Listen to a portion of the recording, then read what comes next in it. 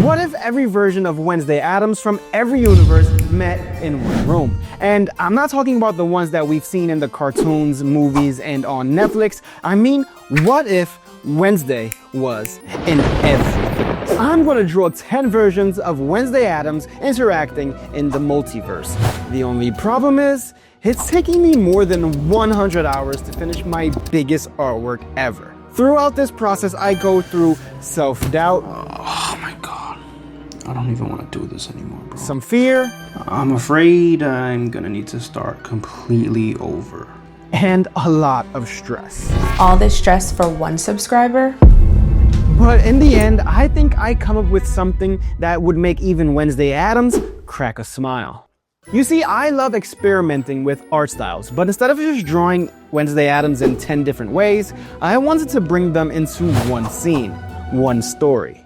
But turning this chaos into a single drawing is going to be a nightmare. What happened? I had a dream that this video I'm making only got me 1 subscriber, but it was only a dream, right? Right? Schnookums? Buttercup? Baby! So I get out of bed and I realized that this is a huge project. So to start this huge project, I need a plan. I need to know how I'm going to pose the character and what I want the composition to look like. So I start making a rough sketch. A very rough sketch. I try to incorporate the triangle composition, which helps guide your eye through the artwork, and it adds balance. Plus, triangles are the best shape. Illuminati. Now that I have my composition and a character layout, it's time to start drawing the background. For the background, I need a solid reference. And one of my favorite tricks is using 3D models as that reference. I actually found this awesome 3D model of a torture room made by Dmitry Dryzak. I picked a nice angle that I like, took a screenshot, and I used this as my starting point. And you'll never guess where I learned this from. But first, I just want to say I'm not going to be tracing it. I'm using it as an underpainting, just to nail the perspective. By the time that I'm finished, it's going to look completely different from what the original artist made. It's really just a guide. And I actually learned this technique from a Marvel artist named Patrick Brown. In Clip Studio, I pulled out the perspective rulers to lock in my lines and keep everything, well, straight and in perspective. Then I started drawing in the background. And honestly, this is the first time I've done anything like this, and I was struggling. I'm not even sure if this is turning out good. But eventually I got to a decent stopping point. And even though I didn't fully finish my background, I decided to move on and start working on my first Wednesday. And we are starting with the style of Dragon Ball Z. And for the Dragon Ball Z style, you'd think it'd be easy, right? Just draw a character and slap Goku's spiky hair on them. But no, I don't think that's what Wednesday would look like in this universe. And if I did that, Goku himself might fly down and hit me with a Kamehameha. I wanted to capture not just the style of Dragon Ball Z, but still make her feel like Wednesday. She needs to look like she actually belongs in this universe, while staying true to the character. So first, of course, I had to give her the classic muscular physique you see in Dragon Ball Z. But Wednesday has her own vibe, so I kept her collared shirt just layered under her short black dress and gave her pants to keep that Dragon Ball Z aesthetic. Now, her hair was tricky. You have to have spiky Dragon Ball Z hair. It's basically like the rules. But since Wednesday is known for her 2 braids, I needed to keep that somehow. So I decided to give her 2 pigtails instead, so I can keep the hair loose. That way I could blend the braids in with the spiky Dragon Ball Z hair. I decided to go back to working on the background before I do the rendering. I need to get more than just a sketch done. I add the colors and get closer to a finish a bit more. Having the background more fleshed out helps with figuring out where the lighting sources are going to be. Now, let's move on to the fun part of the Dragon Ball Z style. Now that we know where the light is going to be, we know where we can place the shadows. I started with the flat colors, then added a first layer of shadows. Dragon Ball Z uses the classic cell shading style, not to be confused with this guy. So I stacked another layer of shadows inside those shadows to really nail that look. And to top it off, I gave her a little bit of attitude. She's looking down at something that's below her, but we'll get back to what that is a bit later. So here she is, Wednesday Addams, in the style of Dragon Ball Z. The next style is my absolute favorite style, the style of Tim Burton. But even though it's my favorite, it comes with a whole new problem. In my main style, I rely on inking and line art, but for this, I wanted to go for the Corpse's Bride claymation look. And do you notice anything? What's missing? That's right, no outlines, which is kind of a big deal when you're used to drawing with them. But hey, we'll get through this. I hope. I started with the sketch, just trying to capture both the style and the character. To help, I pulled out Clip Studio's symmetry ruler. So whatever I draw on one side automatically appears on the other side. It's perfect for faces that are looking straight at the viewer. Now, to really push the Tim Burton style, Wednesday needs to feel more sickly. Sunken eyes, thin face, that kind of haunted vibe. And I wanted to make some changes too. In Netflix's Wednesday Season 1, she actually has a few different outfits. In the episode with the famous dance... I can't dance. Well, in that scene, she ditches the braids and the classic outfit for something totally different. That's the version I wanted to capture here. Sketch finished, and normally this is where I'd say it's time for my inking. But nope, no inking here. Instead, it's straight to the colors. I used the lasso tool and the paint bucket to stay inside the shapes. And one of the most important rules of this style is to keep those colors desaturated. You want to slide them a little bit toward the grays. For rendering, I couldn't use cell shading like I did with the Dragon Ball Z style, because Tim Burton's style needs to feel more natural, more blended. For this, the lasso tool is my best friend. It goes lasso tool, shark, shady, and then my wife. Well, you're not even in my top 10! And here she is, Wednesday, in the style of Tim Burton. Now it's time for the arcane style, and wow, this one is something special. Normally, when I sketch my characters, I use the Loomis method. I thought the Loomis method was all I'd ever need, until I found out arcane uses something completely different. And once I tried it, it changed everything. It changed how I think about sketching, how I think about drawing. Arcane style characters lean heavily on the Asaro head method, and you can actually see those facial planes left in the final show. It's part of what gives the characters their sculpted, painterly look. But look, there's no single right way to draw. Loomis method, Asaro, a mix of both, it doesn't matter. What matters is experimenting and finding what works for you. For this piece, I switched things up and built my sketch using the Asaro head, and honestly, I loved it. It gave me such a strong structure to work from, and I might start using this method more often in my own art. To tie all the styles I'm exploring together in this scene, I added little callbacks. The hand from Tim Burton's piece, it doubles as a nod to Thing, Wednesday's faithful sidekick, her right-hand man. Ha! Pun. Anyway, this also brings in cohesion across the entire piece. Having your characters interact makes it look more complete. Now it's time to paint. Just like with the Tim Burton style, no line art here. The arcane look is all about painterly brushstrokes, bold lighting, and textured rendering. I layered colors, blended shadows, and pushed highlights to capture that dramatic, cinematic vibe the show is famous for. For me, the Asaro head method just clicked. I had so much fun with this piece. I might just make this a permanent part of my process. And here she is, Wednesday, in the style of arcane. After struggling so much with the last two, I needed a reset. So I turned to a style that's more chaotic, but simple, and somehow might be one of my favorite styles today. Let's see if I can really reset my artist brain as I lean into Picasso's Cubist style. Something more simplistic, but also incredibly freeing. It was refreshing. On one hand, I was still being methodical with my shapes and my angles, but at the same time, I just let my pen flow. It felt less like overthinking and more like following the vibe of the drawing, going with the flow. Bro, can't be tilted over you. You're leaning, you're drunk. The challenge here wasn't the style so much, it was the canvas.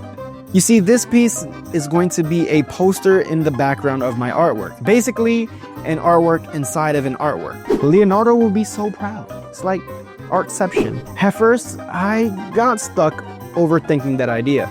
But once I loosened up once again and I trusted the process, the piece just came together.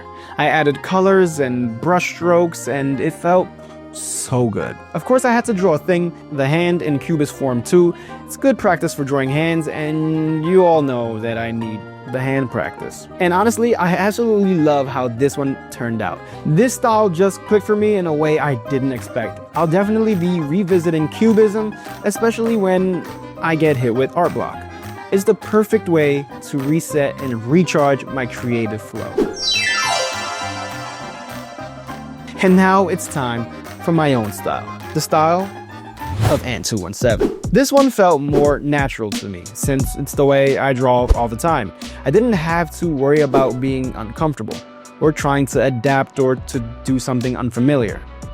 Also, I drew Wednesday before in my style and I need to try again. Also, hello my inks. I finally get to draw some outlines again. I do use inks in my work, though sometimes they fade or disappear in certain areas, depending on the piece. But since this whole project is meant to challenge me, I wanted to push myself. I chose a pose I've never drawn before with Wednesday sitting and playing her cello. Is that a cello? I think it's a cello. But can I pull it off? This is tough, but it's pushing me in the best ways.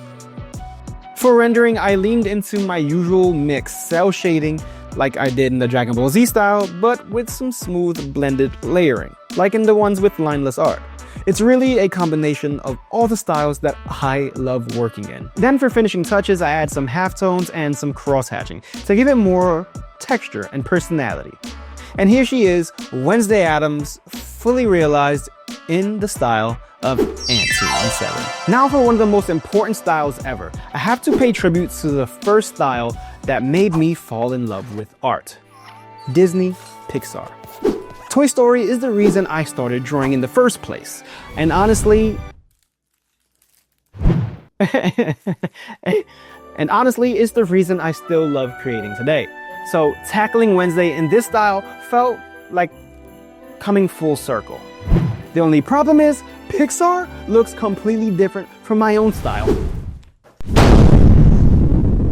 My style is usually a bit more anime-esque, sharper and more ink-heavy, so trying to capture that soft, polished Disney feel was definitely challenging.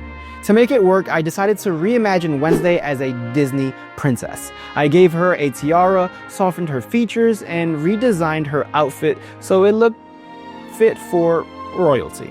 But still kept just enough edge that you know Wednesday herself would actually still wear it. Also, the lasso tool is amazing. I know I said it before, I mentioned it before, but in this style, it was a game changer. It makes rendering so much easier, especially without line art. I don't think I realized how powerful it was before I started this project. Of course, I couldn't resist a little storytelling moment. I locked her in a cage. Now it's time for the awesome style. The style I created myself is heavily influenced by modern cartoons and the Cal Arts look. And it's the style I use for my book, Boy Awesome and the Snotpocalypse, which is now available on Amazon. This style is all about bold outlines, simple shapes, and that fun cartoon energy. Honestly, it was a nice break from all of the complex, painterly pieces I've been doing so far in this challenge. Instead of worrying about heavy rendering or complex shading, I got to lean into clean lines, expressive faces, and that classic cartoon feel. And here's the best part. The book also comes with awesome how to draw pages. So if you got a young reader who loves to draw, they can learn how to sketch their favorite characters. It's fun, it's bold, and it's mine. So here's Wednesday in the style of Boy Awesome and the Snotpocalypse. I wanted to do another cartoon style because soon we'll be moving into styles that are a lot more difficult and way more challenging. But now it's time for the style of Dr. Seuss. For this one, I'll model Wednesday after Thing 1 and Thing 2. You know, the wild hair, playful proportions, and that unmistakable Seussian energy. The style itself is loose and exaggerated, with characters that feel like they're always in motion, never quite sitting still. When it came to rendering, I leaned into Seuss's signature scribbly cross-hatching. To top it off, I wanted the drawing to feel silly and mischievous, so I put Wednesday swinging from a chandelier. Because Miley Cyrus still had the wrecking ball.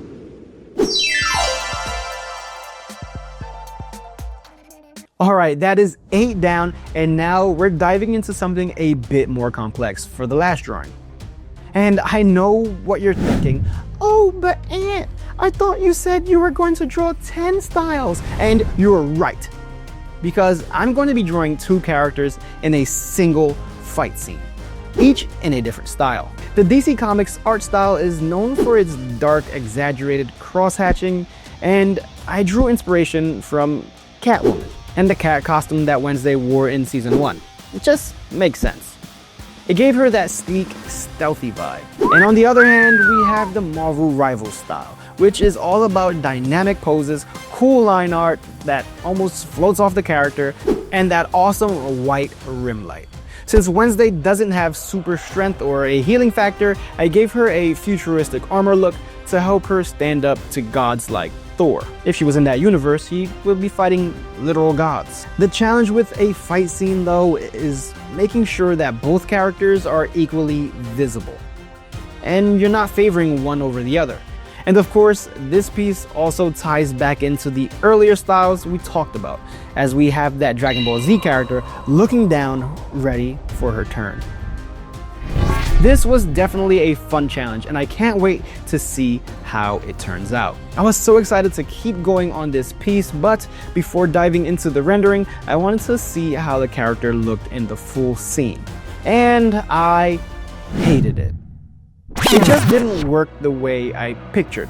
The table looked way too big, the characters were blocking each other, and no matter how I resized them, too small or too big, it just felt off. In that moment, honestly, I thought about quitting. Oh my god. I don't even want to do this anymore, bro. Why I keep doing this? Why stop? I wanted to scrap the whole artwork and just walk away. I'm not going to lie, this project is pushing me harder than I ever thought. I'm afraid I'm gonna need to start completely over. I've spent so many hours just staring at it, doubting if I can even pull this off. And honestly, I feel the same way about YouTube sometimes. People tell me I'm weird or strange for chasing this dream of being a YouTuber. Like, why put in hundreds of hours when you don't even know if anyone's going to watch? Are you okay? Not really. This is supposed to be fun for you. I'm just stressed out. All this stress for one subscriber? I keep putting myself through this kind of thing, and people just call me weird. But then I realized something. Being weird isn't bad. Wednesday Addams is weird. She's dark. She's different. She doesn't try to fit in. And that's exactly what makes her special. And maybe I'm the same way. Maybe I'm not supposed to fit in. Maybe I'm supposed to be weird. I'm supposed to create something different. So yeah, I'm struggling, and I'll keep struggling, and I'll stress out. I'll even fail sometimes, but I'd rather be weird and keep going at it than be normal and just give up. I decided to redraw the background from square one. I made changes to the table, added props and debris, and fixed perspective a bit. And I finally got to a point where I was confident. Now, back to the fight scene. Time to finish the rendering on the characters. For the DC version, I really pushed her into the shadows. The light source is coming from above and behind her, so I let the darkness swallow most of her figure. I laid heavy cross-hatching on her, and she ended up looking very, very dark, which is exactly what I wanted. For the Marvel Rival style, which was my favorite one to work on, I used a ton of brush strokes. Normally, I lean into cell shading, but adding those brush strokes gave the piece a gritty texture. It made it feel like it was ripped straight out of a comic book. I even painted over some of the inking just like in my own style, where certain lines fade away. And then came the best part, the rim light. I layered a sharp white glow around the edges of the character, then accented it with a hint of blue and pink, the greatest color combinations. And it made the whole figure pop right off of the page. With that, the fight scene was complete. And that's all 10 styles complete. So here is Wednesday in the Multiverse.